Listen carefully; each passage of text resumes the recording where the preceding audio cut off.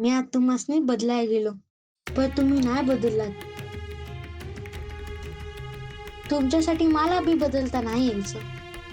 तुम्ही माझी लय काळजी घेतली. मला काय बी कमी पडू दिलं नाही. पर मला जावं लागल. मला मासेंचंच नाही तर समद्यांचा जीव जवळचा आहे. मास काय आणि माणूस काय सारखंच. येतो म्या.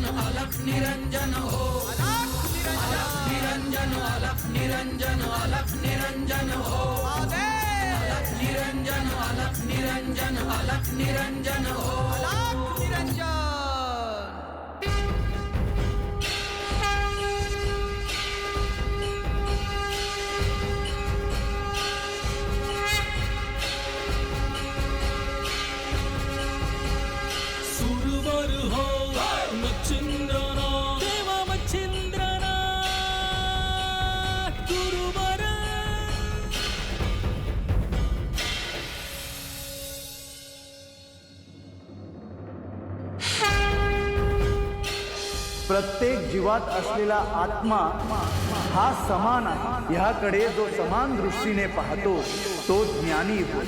मनुष्य म्हणजे श्रेष्ठ आणि पशु म्हणजे कनिष्ठ असे नाही. असे कोण आहे जे मी सांगितलेले गुप्त ज्ञान ऐकतो आहे? तुम्ही सांगितलेला प्रत्येक शब्द मी ऐकतो आहे.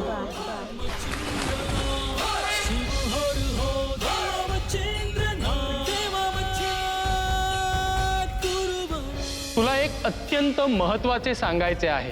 तू आता माझ्याकडे बद्रिकाश्रम येथे ये.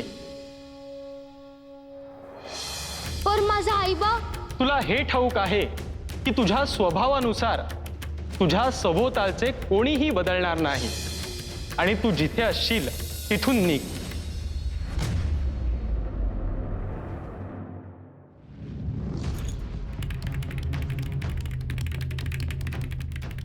मच्छिंद्र,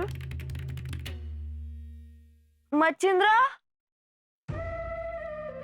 मच्छिंद्र,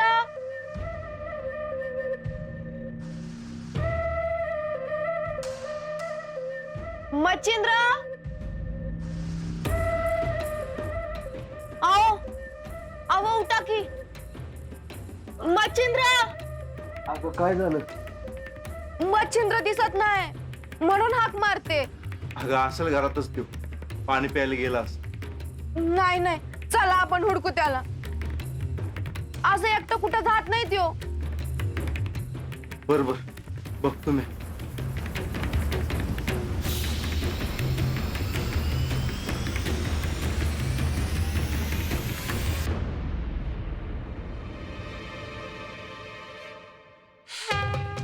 मच्छिंद्र,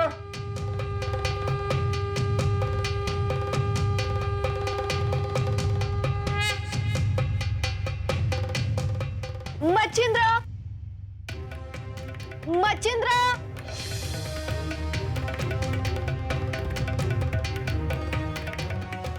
मच्छिंद्र,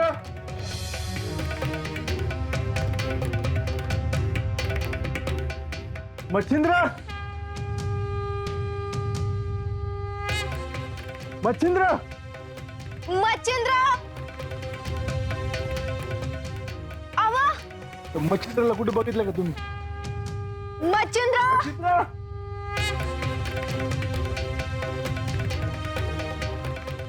अहो मावशी मच्छिंद्र कुठे बघितलं का तुम्ही? मच्छिंद्र काय झालं आजी दिस उजाडल्यापासून मच्छिंद्र दिसलंच नाही. अगं असेल कुठं तरी, कुठं जातोय? अहो नाही, समतीकडे उडकलं होय. पण कुठंच घावला नाही. काय खरं नाही बाबा तुझ्या पोराचं, लय अवघड आहे बघ.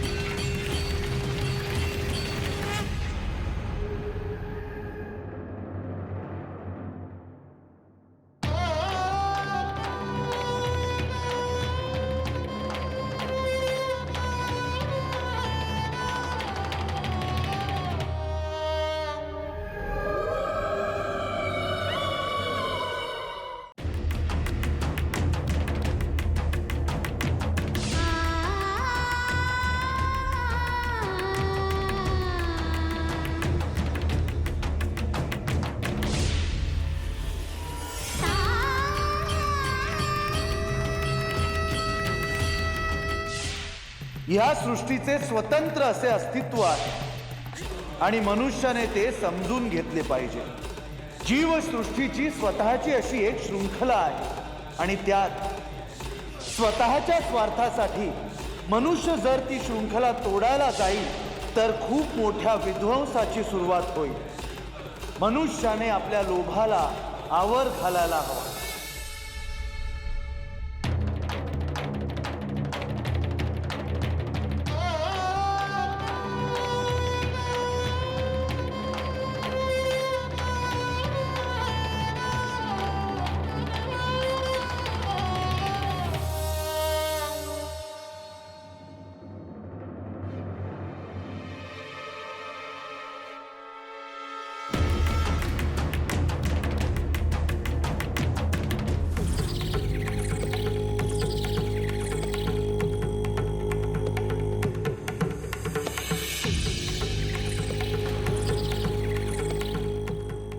बोलून आणणार आहे त्याला.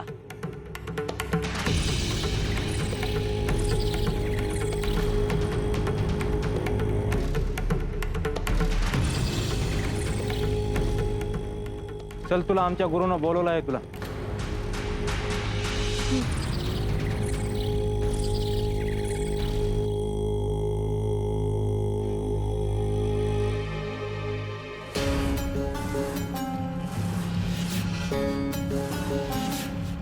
लायसरा कुठं चाललायस? मैं बद्रीनाथला चाललो आहे. पर तुम्ही कोण आहे?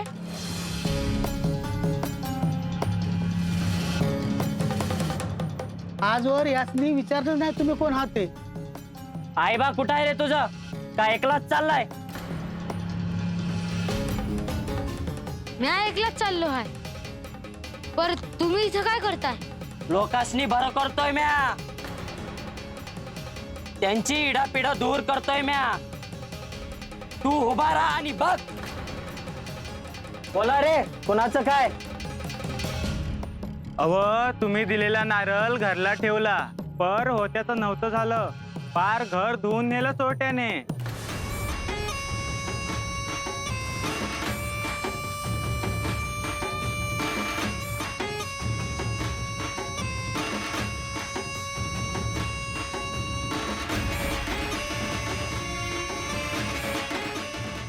ये इकडे.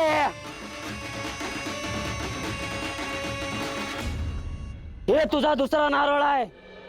तुझा भाऊ तुझा वैरी आहे. यो नारळ त्याच्या रानात पुरून या. तुझी गेलेली लक्ष्मी परत येईल.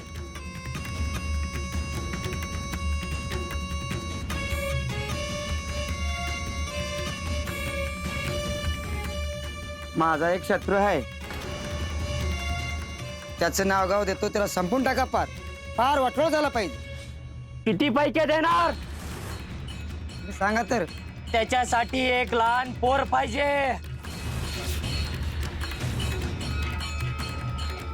हे काय आहे की इथं लहान पोर?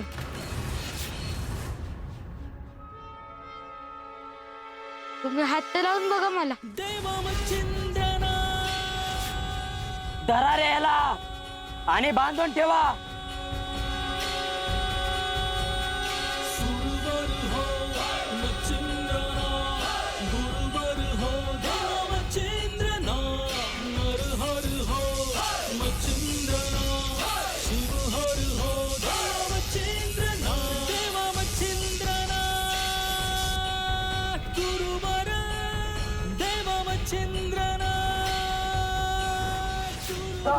भाजलं आग महाराज, आग आहे, भाजलं लय पोळा महाराज, आग आहे.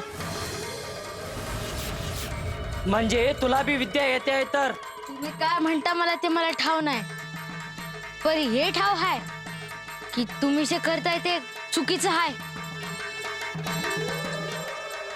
तू असं ऐकणार नाही. तुला बांधूनच ठेवलं पाहिजे.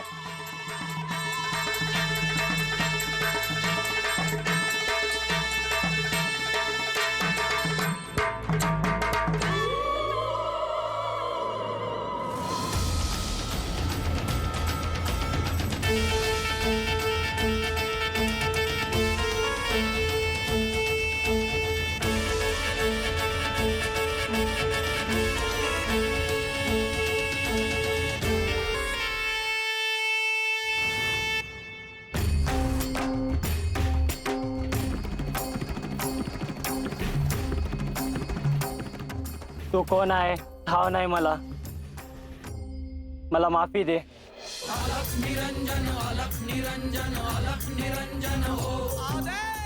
लोकांचं वाईट करण्यापरी चांगलं केलं तर कल्याण होईल.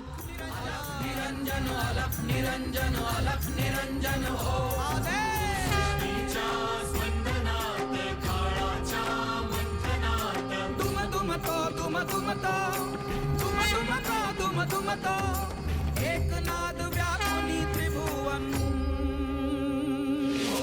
अलख निरंजन, अलख निरंजन, अलख निरंजन हो. अलख निरंजन, अलख निरंजन, अलख निरंजन, अलख निरंजन हो. अलख निरंजन.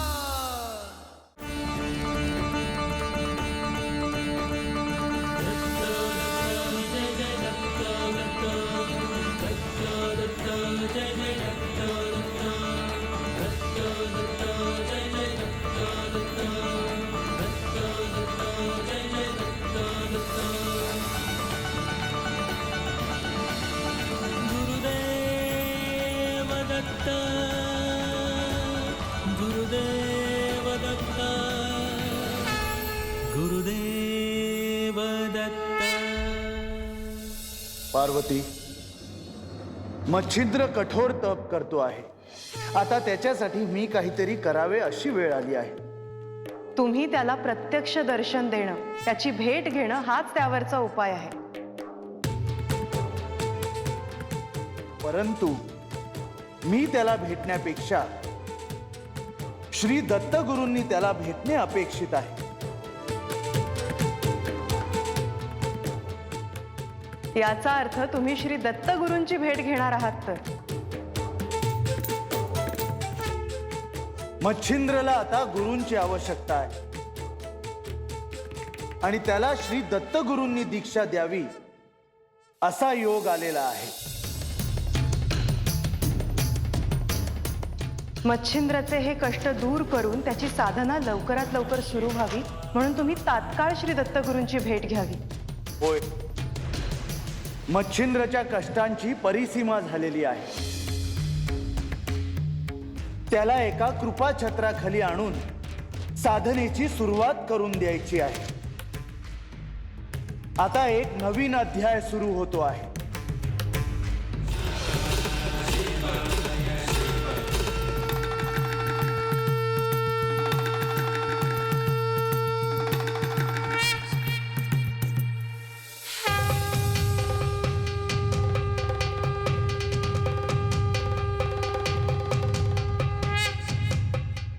ह्या सृष्टीत जन्म घेणाऱ्या प्रत्येकाचे प्रारब्ध आणि कार्य ठरलेले आहे.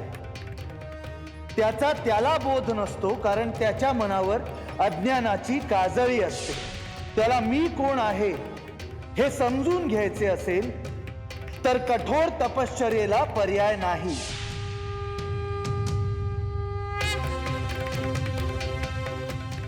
कोहम अर्थात मी कोण आहेचा नाद त्याच्यात घुमायला हवा.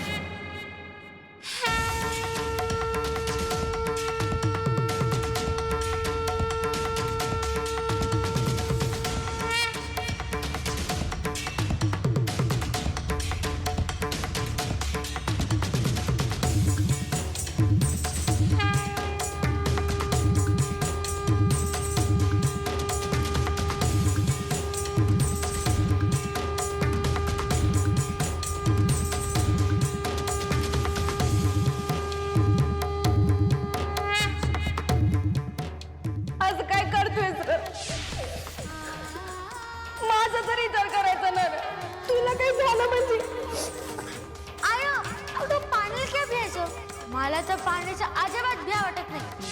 तुला काय बी होऊ देणार नाही बघ म्या. अगदी पुलासारखं जप.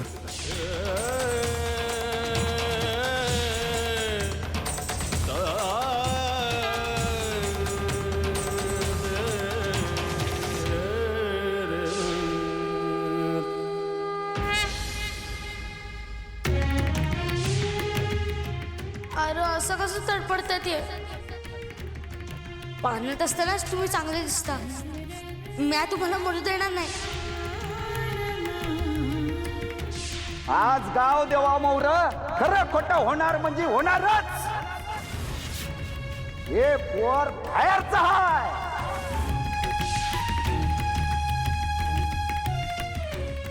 कामिक आणि शारदवतेच्या पोटचं पोर नाहीच आहे.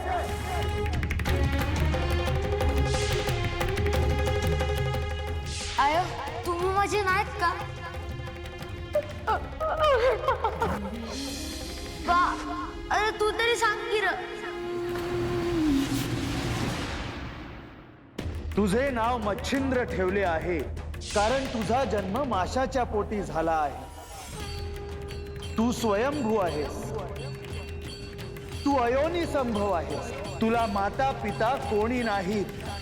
तू साक्षात जगत पालकाचे प्रतिरूप आहेस.